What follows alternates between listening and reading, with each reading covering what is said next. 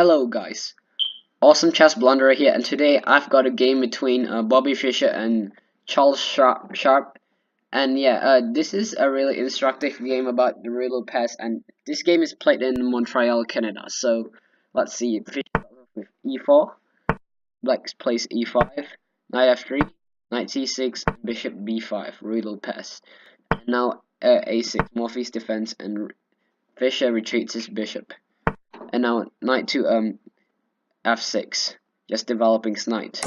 Now Fischer castle. So if he tried taking on, like, I mean, if that black tries to take on e4, then he would face this rook to e1 move, and if black retreats, then knight takes, and then yeah, white would regain his pawn back, and yeah, I think it's advantageous for white in this position. So yeah, so if black tries to play like knight to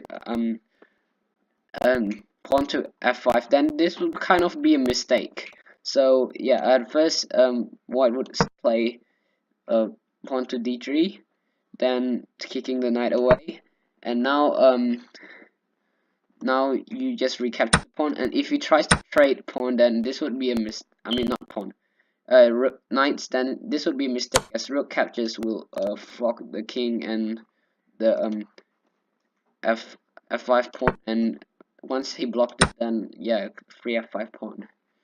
So yeah, so instead he plays b5, pawn to b5, black plays pawn to b5, and now bishop retreats to b3 then, and black plays bishop to e7, just developing this bishop and preparing to castle. So white plays d4, just asserting his dominance on the center, and yeah, black plays pawn to d6, just protecting this pawn.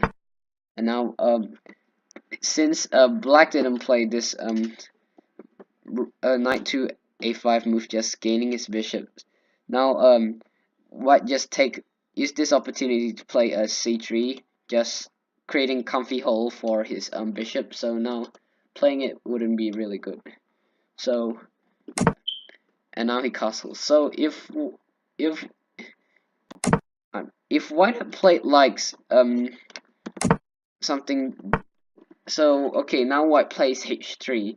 So if white had played something like excuse me, d5, then it would block in his bishop that's eyeing down on this strong, yeah, eyeing down on this strong diagonal, which yeah, and so that's not worth it. So yeah, h3, and also it prevents, h3 prevents a bishop to g4, pinning the knight. Okay, so now this is a weird move. Rook to b8, that's a weird move, and you'll see what I mean later. So okay, knight b2, knight b to d2, and now bishop to d7. I mean, like, if he had played black had played bishop to b7, then that would have been more like, that would be a move that I understand, because it encounters bishop, and the rook supports bishop. So I don't understand why it like played this, but okay. So yeah, now bishop to d7, and now rook to e1, just planning to relocate the knight to g3 via the f1 square. So okay, now queen to e8. Okay, that's really, that's not a really good move. That's not the best move. And yeah, it would have been good to, like, maybe develop the rook or something like that, and maybe yeah, that would have been a slightly better move. Now he's cramping his rook here, like, yeah. And if there's an attack of like the bishop or a knight against the rook, then yeah, the rook would have been done for. So now Fischer relocates his knight to f1, preparing g3.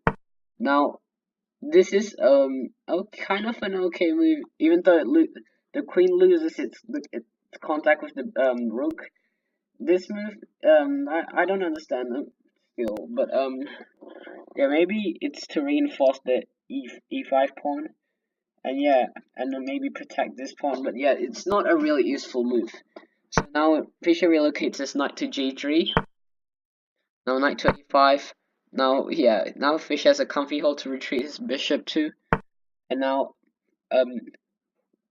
pawn to c5, just attacking the d4 pawn. So pawn takes on e5, pawn takes on e5, and now queen to d6, just forking 2 pawns and the rook. So now black plays knight to c6, just protecting this rook. So yeah, I still don't understand why he played this move. Because it just unguards it just makes it unprotected. So yeah, now queen takes the on c5, a free pawn, and now bishop to b6, just attacking this queen, and now queen retreats to a3, just trying to attack this a6 pawn. So now queen to c8, just protecting the a6 pawn right here. So yeah, now bishop to e3, and just attacking, just getting rid of this dark square bishop. And yeah, Fischer wants, but yeah, I don't understand why now it develops this rook like plus piece. I mean, like, he's not behind. Like, Fischer's kind of, they're on the same step. So yeah, yeah, a better move would have been maybe bishop takes on e3, maybe, kind of, yeah, just trading bishops. And if yeah, rook takes, and yeah, okay, now okay, bishop takes b6 after playing rook to e8, and now rook takes on b6. Now this rook is awkwardly placed on b6.